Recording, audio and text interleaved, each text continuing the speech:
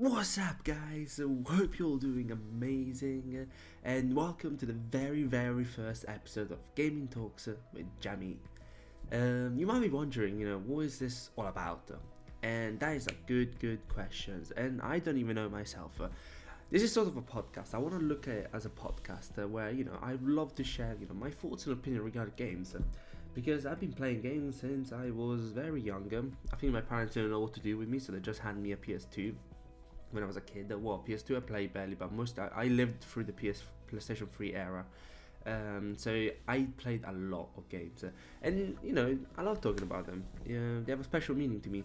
So I would love to spend a few I want to say a podcast. I want to call this a podcast where we can talk about games. I got an idea for the first 5 episodes at least. Then if it depends how it goes, but I'm really excited to do this. I always like to talk. Just that when I'm streaming and I'm playing a game, it's very hard for me to talk because I'm so invested into the game. My brain fries and I cannot do 2 things at once. So this will be completely unedited. It will be my thoughts, my opinions of what I think is a good game, or whatever the conversation is. So what we will do today will be the very first one, and that means we need to make it special, or at least in some sort we need to make it exciting. I hope. So today we're gonna look at my personal top 5, maybe like 6 or 7 games that I'm most hyped for 2023. There's a lot of games coming out this year. Some of them which are really good, some of them which are really bad, at least in my opinion. So I'm excited to kind of like share my thoughts and opinion regarding that. So what we're going to look at, so this podcast first of all is proudly sponsored by absolutely nobody, because why would anyone pay me for just sitting here and talk about? At least I appreciate you all listening. So I'll make sure to like and subscribe, and let's jump in. I want to say, so there's quite a few games, like I said, that kind of come out this year, and I want to make some honorable mentions before I jump into what I think are like the best ones, or the one I'm most exciting for as the kind of games I play, because there's quite a few coming out, and it's hard to put all of them into the top 5, especially for my simple brain. So I want to say the first one is Among Us Hide and Seek, and I know you're gonna say Among Us is probably like the deadest game now, but then when I was looking at the Game Awards and they showed the trailer for Hide and Seek, I think it's a cool idea. I don't want to say it's introducing horror, but it's definitely introducing tension, because before the whole point was to find the imposter, so you were in your comfort zone. Now you know who the imposter is, and you need to hide it. Almost like Alien Isolation, I want to say. So I think that's pretty cool. I really like the idea. Assassin's Creed Mirage, I put it on my honorable list just because there's no info about it. I saw a small trailer, but that trailer was made on the computer. It was not an actual gameplay, so you probably don't know about, but maybe most of you know. But when a trailer is released, is it 2 trailers? Gameplay or non-gameplay. So non-gameplay means it's made on the computer, so like they edited it, they made a lot of effort to make that trailer look good. Whereas when it says capture with PS5 or through PC because it's a gameplay, that means that's what the actual game will look like with probably all the cranked graphic cards. So we haven't really had much information about Assassin's Creed Mirage. I love the Assassin's Creed genre. I grew up with Assassin's Creed 2, Assassin's Creed 3, Assassin's Creed Revelations. That is my phone going on. I think Assassin's Creed is an amazing game. I love the Odyssey. A lot of people share on Odyssey. I don't know why. I loved it. I didn't play Valhalla though. So I hope Assassin's Creed Mirage, from what I heard, is gonna bring us back into the Ezio era, like, the simple stuff, the code and all that. So I'm very excited about that. Then Lord of the Fallen, it has a really cool freaking trailer. That's what pretty much I can say. I'm bad at Souls games. I am disgusting. I am horrible. I cannot play them. I buy them. That's the thing with me. I buy them as well. I bought Elden Rings. I bought Demon Souls. I might buy Lord of the Fallen. I play 10 minutes and then I give up. Like, I am I don't understand why I do that to myself. And then the last bit, but the trailer looks amazing for Lord of the Fallen. I have to say, like, I remember watching it. I was like, bro, this looks amazing. And then one I'm most excited for in my honorable mention is Suicide Squad. I like the idea of like you trying to fight the bad guys. I do wonder whether you're gonna kill the good guys, because basically the story is that this Dark Lord has basically taken over all the superheroes. So Batman, the Flash, Superman, and your job as a Suicide Squad is basically, I want to say to kill them, but I don't know. I think you need to defeat them for sure. I don't know if you're gonna kill them, but like the thing I like about that game is, if you don't know, there was a series called it was a Batman series, very old. It was a cartoon series, and I remember watching some episodes when I was a kid because my dad bought a DVD set, and it's the guy. He recently died, unfortunately. I think at 60, and he actually got he's actually the voiceover, so it's really really cool. I was really happy for what I heard when I heard that, because it's a good way to remember, and I think it's going to be a good game. I think I might play it. So this is kind of the games which are on my list. I don't know if I'll, I don't know that much about them, but I think that definitely deserves a bit of spotlight. So, number 7. So this game is developed by End Night Games, and I'm talking about Sons of the Forest.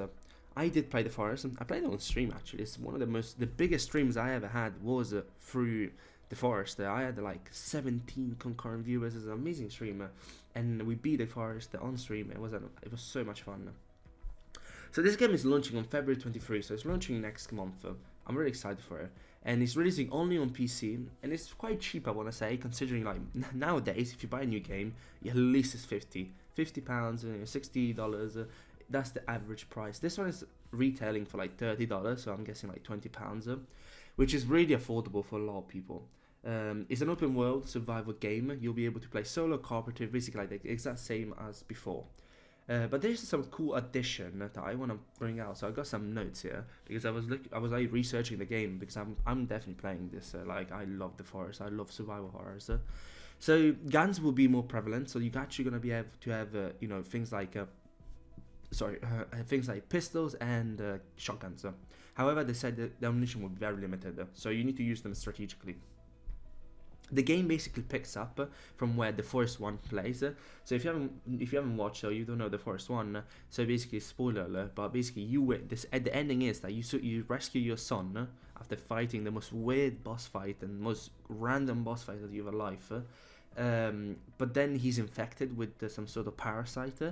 And basically the ending picks up, the Sons of the Forest that picks up from that, where you can't cope, you're struggling to suppress this mutation, so you go in and investigate the island. And they call this island Site 2, so I'm guessing we were in Site 1. So basically this is what unfolds. You're sent to the remote island to locate missing billionaire, and Queen find yourself trapped in a cannibal-infested nightmare. Which sounds pretty cool, because pretty much the first one, you just crash and God knows what happens then. It says it's going to be quite lengthy, the story. There's going to be actual cutscene, which and scripted encounters, which before you did not have. Apart from the boss fight, the whole thing is random. Like, you don't know what's going to happen. The map is 4 times the size of the first one, which is amazing, because the first one, I want to say you could do the first one in like 2 days of the game, and it was very easy to do. Whereas this one is 4 times. And I don't know, I think I want to play it more carefully this time, because when I played it, we're just messing around. It was me and Oli Burger. We were like, kind of like growing around, going on caves, kind of getting the cool equipment, and then eventually we randomly finished the game. And one of the things which I think, and again, this goes to show you, I love when games do this, because sometimes they release a half-finished product, and I want to call it the first one. If you played the first one, it came out, and that was I was a kid, so I did not even play it. I was like probably like 8 or 9. If you play the Forest, it was baggy, it was bad. There was like so many bugs. I remember watching YouTube videos about it. Whereas now, the new one, they even are introducing a new AI. So they really want this game to be really, really good. So there's this new AI called Veil, and apparently it's going to be like make the characters so much smarter. There's actually going to be, you will be impacted by things like hunger and thirst. Before you will lose health once you reach 0. Like, you were super hungry, super thirsty. Whereas now, let's say it's 50%, and you will be affected. So there's going to be a lot of things that will affect the way you do, and also the enemies will be way more smarter. So that will be interesting. And lastly, I don't know, I think the last thing I want to mention is like there's a digging mechanic now. Before you couldn't dig, and there's a 3D printer.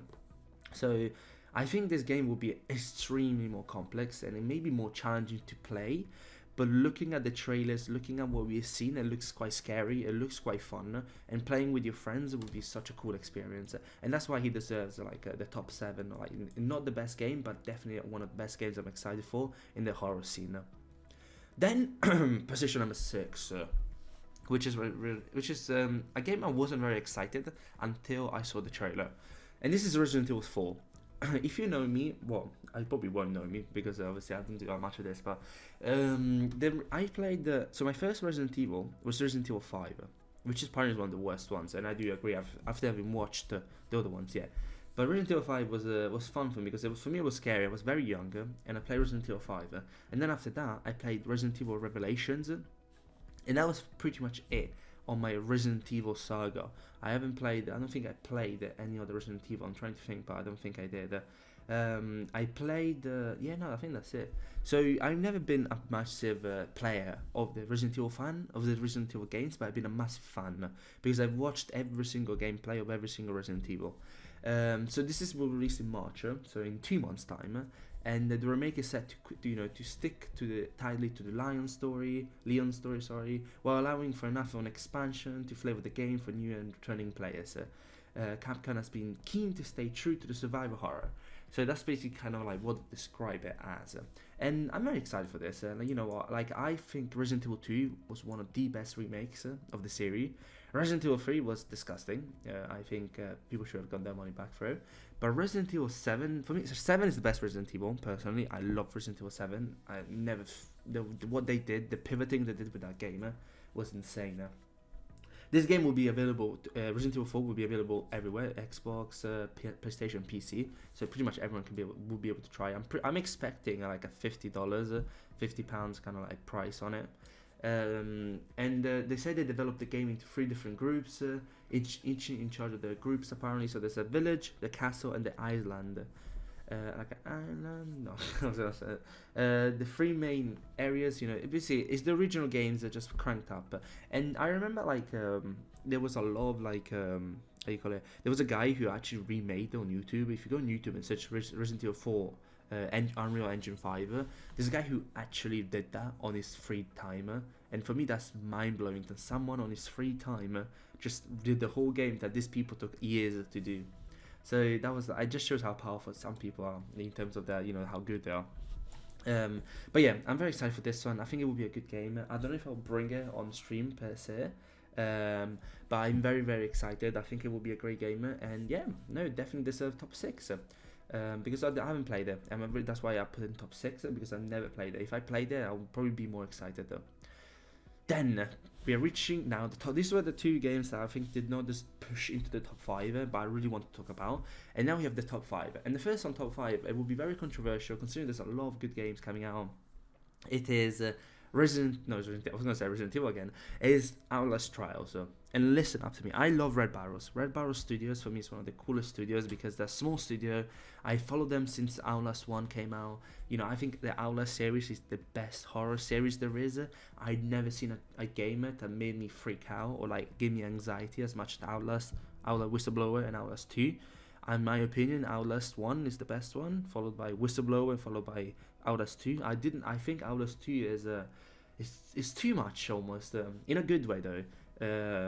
But yeah, this one is set in the Cold War, and I think I get what the story is about. And basically they try to recruit people who are like, homeless people, sick people, to kind of like make them do testing on brainwashing and mind control. And the way I see the game is I played the closed beta. I was very, very lucky. They gave me access to the closed beta.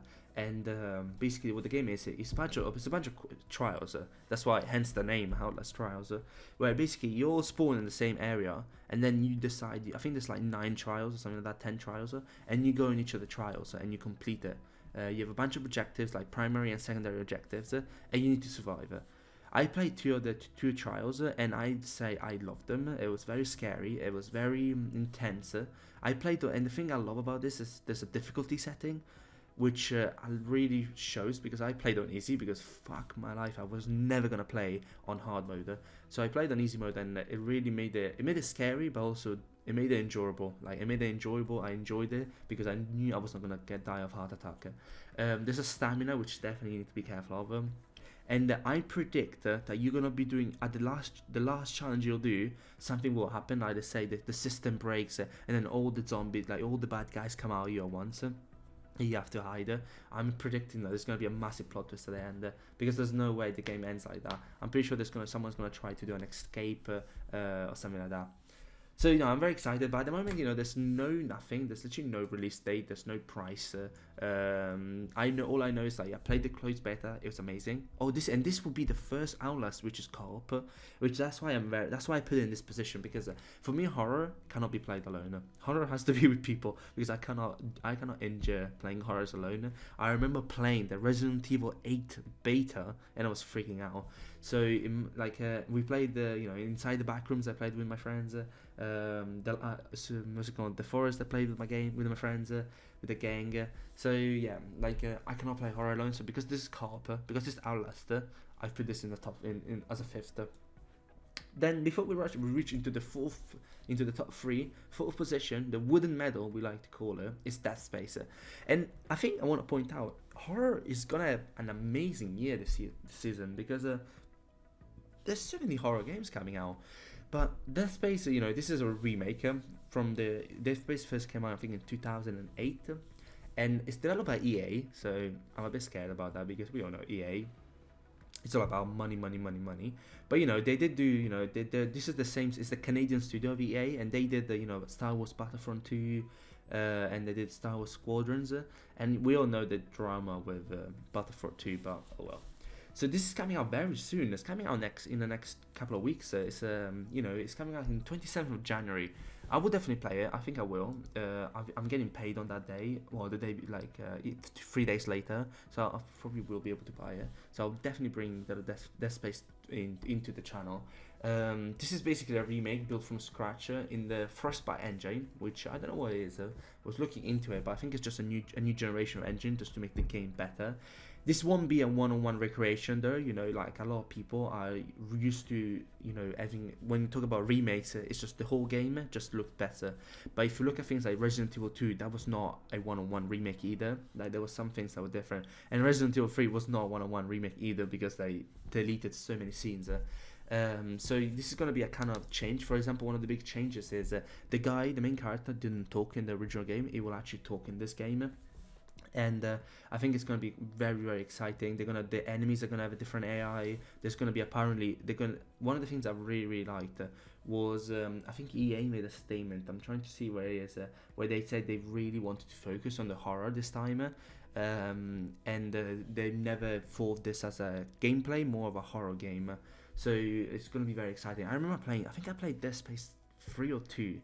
I think because so there was a thing when I was growing up where if you brought an old game, you can take an old game back. So if I had, let's say, Uncharted 2, which I would never swap, but let's say for the sake of argument, I had Uncharted 2, and I wanted to swap it with another game, I will go to this game shop, but it was not even a game, it was not one of the big chain, it was just a random independent game store, and I will give him my game, he will check it, and be like, yeah, you can choose between this bunch, and he gave me like a stack of like 10 different games I could choose off, and I think I chose Dead Space at one point.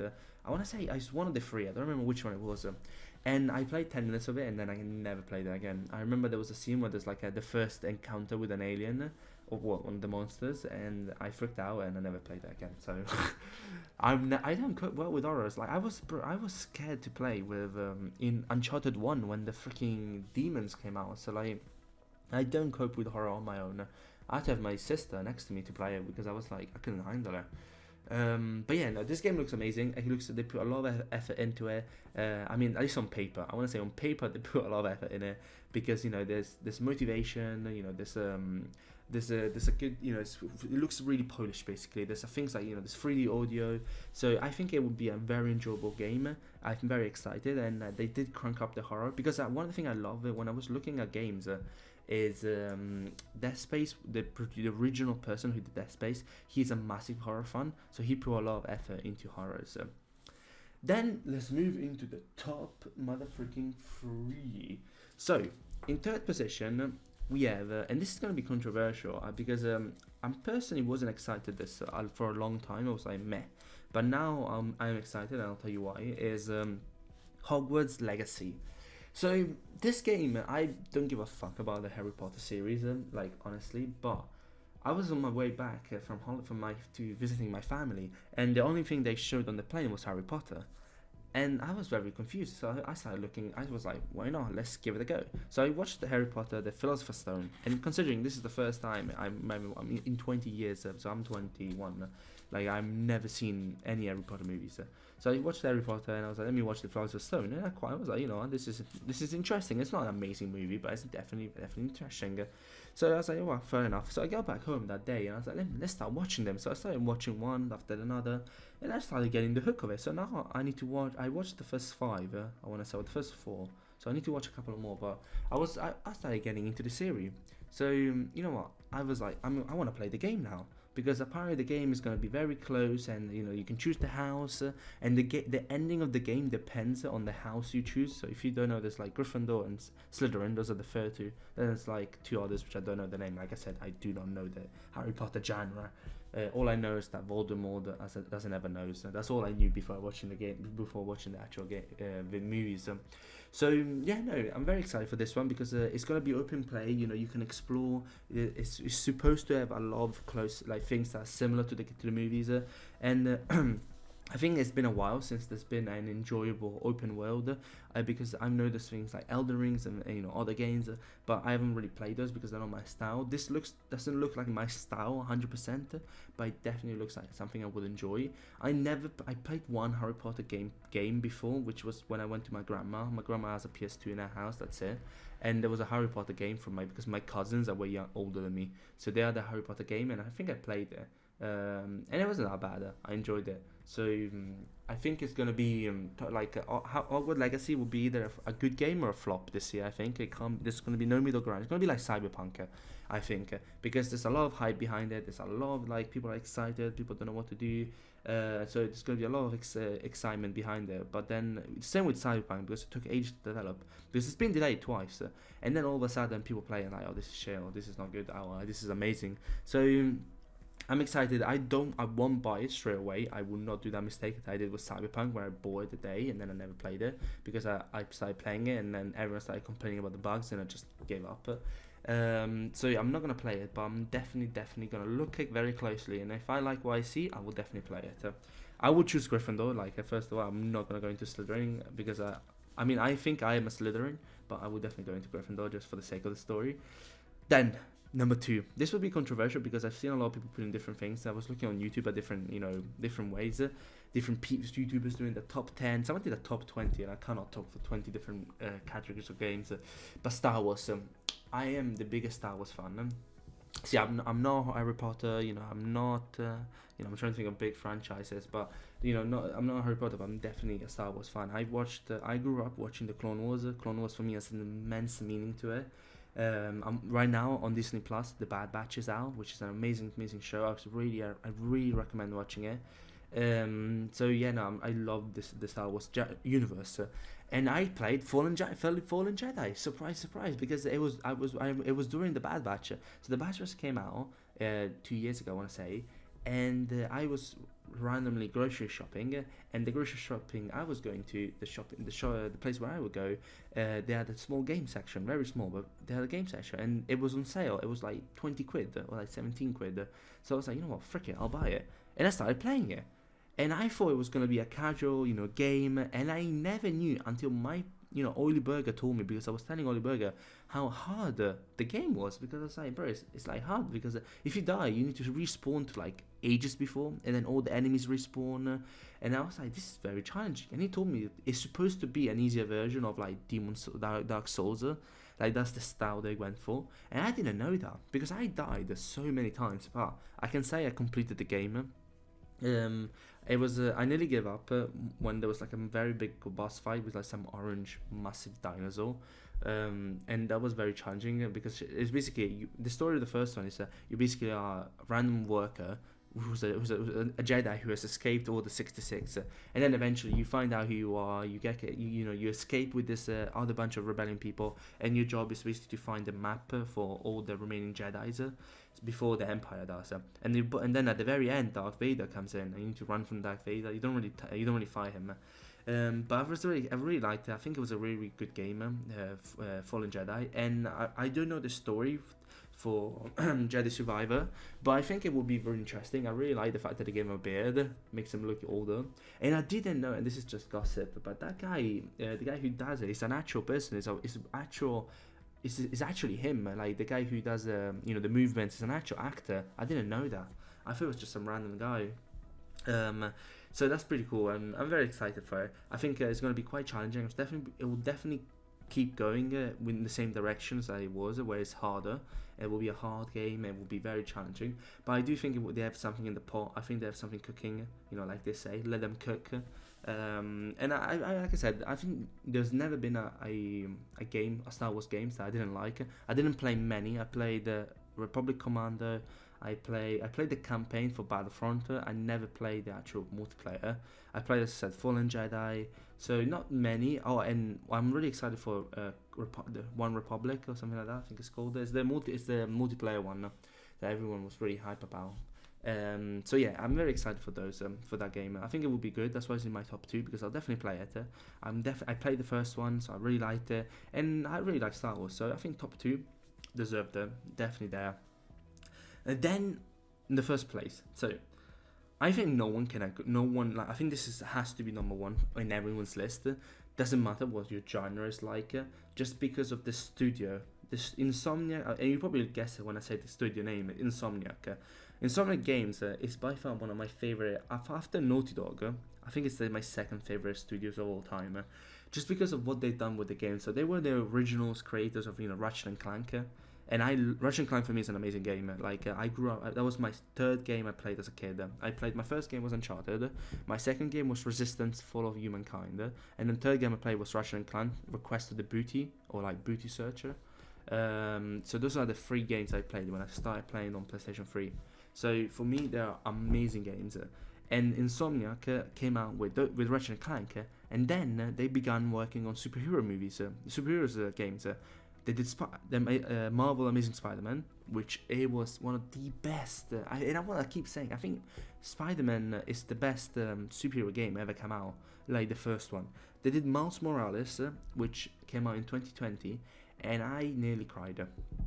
The ending of Miles Morales for me was so good. I was really touched on what they did, because for me, gaming will be the future. People go to the movies, but I think this gaming will very soon, and I pretty much already did, replace the the movie industry, because I think the stories that you narrate through a game are some of the most touching stories that I've seen. You see now with The Last of Us, a series coming out and things like that. So I think Insomniac did something amazing with Spider-Man, and now we have Spider-Man 2. So for me, the game I'm most excited for is Spider-Man 2. I don't think it's gonna get delayed. There's been rumors that it might be delayed, but I do not think it will. The story, basically, to give you some background, the story will talk about the main enemies will be Venom, and it will be what's his name? I want to say Kratos, but it's not. Kraven the Hunter. So basically, Kraven the Hunter is supposed to be in the comics. So if you look at the comics, Kraven the Hunter is the most challenging and the hardest boss of all. It's the best villain there is for Spider-Man, because he's a hunter, has to combat Spider-Man, and he was the only one to actually defeat Spider-Man in the comics. So for me, it's not the most scary. For me, the scariest villain of Spider-Man is Carnage. No one comes even close to Carnage. But the game will go around that, and because this, a lot of people, if you watch the movies, you will know that Venom has always been Eddie Brooke. Eddie Brooke has always been Venom in the original Spider-Mans, in the comic Spider-Mans and things like that. But in this one, because there's no relations to the comics, actually it will be Harry Osborn. Because if you look at the secret endings of both the first one and the second one, so of Spider-Man and Miles Morales, and you put them together, you find out that they found a symbiote, and they hope they can cure Harry with it. So because Harry is very sick, in the story we think he's in Europe, whereas he's just in this in this pool, I want to call it, in this green pool where he's getting cured. And I think the story will pick up from that, where they use the symbiote to help him, and then the symbiote basically creates a connection with him, and he becomes Venom. But what I think, and this is very interesting, and I see some people agreeing with me, is I don't think Venom will be an enemy throughout the whole game. I think Venom will then become an ally, because I think if you know this with Venom basically goes into your memories. because it's a symbiote relationship. So he will be able to remember who we are, like the relationship we had with him as Peter Parker. So I think and Kraven is a hunter, and Venom is technically for him it would be a creature to hunt. So I do think we will at one point in the story we will pair up and work together to defeat Kraven. I do believe in that. Maybe I'm wrong. Who knows? Remember me if I got it wrong. But I think that will be what happens in the game. So I'm very excited to see what they do with that. But one thing I'm scared of, and I'm so shitting myself. If you remember, when was the last time we got two of the same Spider-Mans in the same place? If you remember in the what was it called? Oh my god, I forgot. The new one is coming out as well. The cartoon version of Spider-Man. It's not Amazing Spider-Man. No, it's not. Oh yeah, Spider Miles Morales. It has to be that one, right? It's Spider. I'm just type out. Sorry, Spider-Man Into the Spider-Verse. I forgot that because it's such an amazing game. It's such an amazing movie. One of my favorite Spider-Man ones. In that one, when there's two same Spider-Mans at the beginning, one of them dies. I don't think they're gonna kill off the main Spider-Man, but I do think something will happen. So we need to. I want to make sure we are careful, and I hope they don't do anything that can't be fixed. So who knows? Time will tell. But I'm really excited for Spider-Man 2. I think it will be the best game of the year, or probably one of the best games of the year. I mean, there's a lot of talk between Zelda would be best game of the year. There's a lot of people saying what's it called? I forgot what the name was. Hogwarts Legacy will be the best game of the year. So there's a lot of talk and debate on what will be the best game of the year this in 2023. I think Spider-Man, has a good shot, but obviously I don't think it has that appeal like a God of War has. But I do believe it's going to be an amazing game. I do think it's going to be very, very interesting to play, and the story is going to be good because every single Spider-Man story I played, I like to call them manly tears because they're so powerful, such a powerful moments that you cry basically. So yeah, I mean that pretty much sums up I think my top 7. So to give you I think a quick brief. So we said in 7th position we have Son of the Forest, then we have Resident Evil 4, Outlast Trials, Dead Space, Hogwarts Legacy, Star Wars, and Spider-Man 2. I think I will play some of them. I will definitely play Son of the Forest. I will definitely play Outlast Trials and Dead Space. I will definitely play Hogwarts. Maybe Hogwarts. Definitely play Star Wars. Spider-Man 2. Probably play Star Wars. I think I'm 90% sure. And Hogwarts Legacy is a maybe, depending on how well it goes. I will play other games as well throughout the year, like older games. But in terms of 2023. I mean, I think I will have the means to actually buy them. So I think it would be quite nice to actually play them all. But yeah, I'm very excited. I think this year would be very good. Last year was amazing. We had so many good games. God of War came out. Elden Rings. Even though I shit on Elden Rings because I'm bad at it, I still think it's an amazing game. I played 10 hours on it, and I really, really enjoyed it. And I think if you become good at those games, you can have such a fun time. But my taste in games is very different from a lot of people. I like to play games that have a story. I like to play games that give me excite me, and only to actions and adventure and horrors. Those are the ones that I usually play the most. But I love to try new things, like I said. And when Star Wars was completely different. When I played Fallen Jedi, it was completely different from the style of games I used to play. Because it was like more Dark Souls vibe, but I still played it. I still really enjoyed it. Hogwarts Legacy is very different from the games I usually play. I don't really play anything with wizards or anything like that, but I'm excited to try it. So overall, yeah, there's a lot of good games coming out, and I think it will be an amazing year. But I think this is it. This is a really good first episode. I want to say we can 33 minutes on the count so far.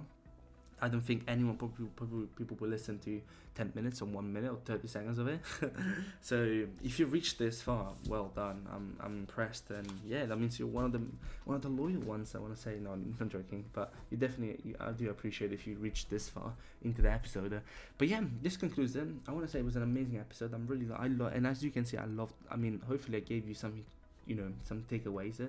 I really enjoy doing these. I really like talking about games, also movies, but games mostly. I think it's been a great episode, and I'm very excited for the next ones. So I'm gonna give you a bit of a hint what the next one will be about. This is gonna be talking about people like Valkyrie, Tim the Tatman, and kind of looking at the streaming battle, I want to call it, between Twitch and YouTube, because I think Facebook is pretty much out of the picture now. They lost all the big streamers.